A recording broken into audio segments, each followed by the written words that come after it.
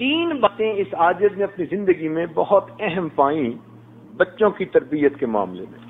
اس 35-40 سالہ یہ جو تجربہ ہے بچوں کا، بچیوں کا، اور متعدد مدارس کا اور متعدد ملکوں میں، 3 باتیں وہ اس سارے تجربے کا نچوڑ ہیں۔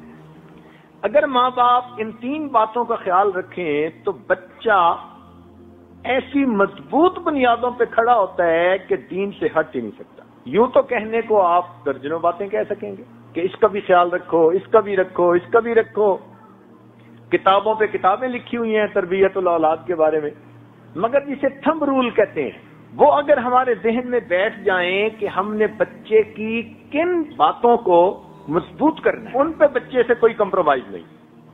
ان 3 باتوں سے پہلی بات کہ بچے کو ہمیشہ سچ بولنے کی عادت ڈالیے۔ یہ چیز آپ کو ہلکی سی محسوس ہوگی، اللہ رب العزت کے ہاں سچ اتنا مقبول ہے کہ سچ کے صدقے بندے کو دین دنیا کی کامیابیاں ملتی۔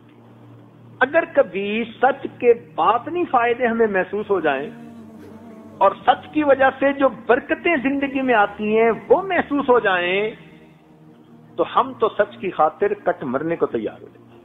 اس میں محنت نہیں ہوتی، یہ کام بڑا مشکل ہے، اس لیے کہ اس میں پھر ماں باپ کو بھی سچ بولنا پڑتا ہے۔ اب پھر کیسے ہوگا کہ ادھر سے فون آیا تو بیٹے کو کہہ دو ابو گھر پہ نہیں ہے، اب وہ بچہ سچ کیسے بولے گا؟ اور دوسری عادت بچے کے اندر جو پیدا کرنی چاہیے وہ نماز کا اہتمام۔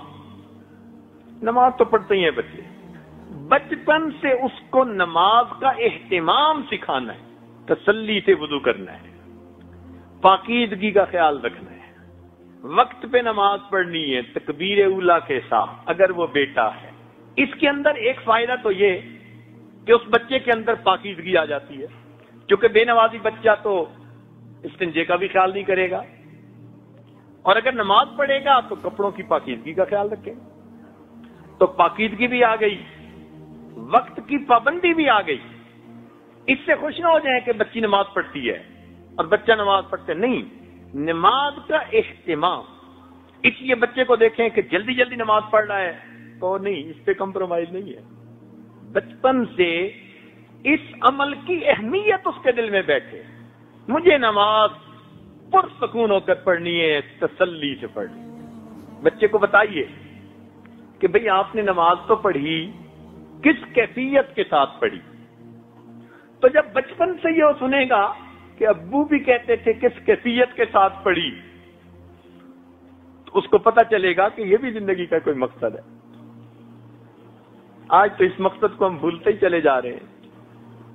تیسری بات، بچوں کو خدمت کی اہمیت سمجھائیں۔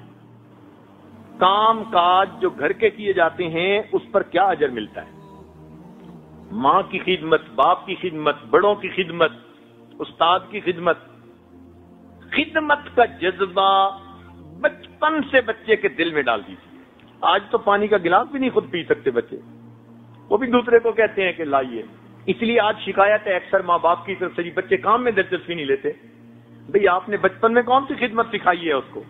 کیا پتا یہ بچہ کبھی کس اللہ والے کی خدمت کرے اور اس کی اس کو دعا لگ جائے۔ اس کو بتائیے کہ معذوروں کی خدمت کی جاتی ہے، بوڑھوں کی خدمت کی جاتی ہے، تو اس کے دل میں رحم کا مادہ پیدا ہوگا، احساس ہمدردی ہوگا۔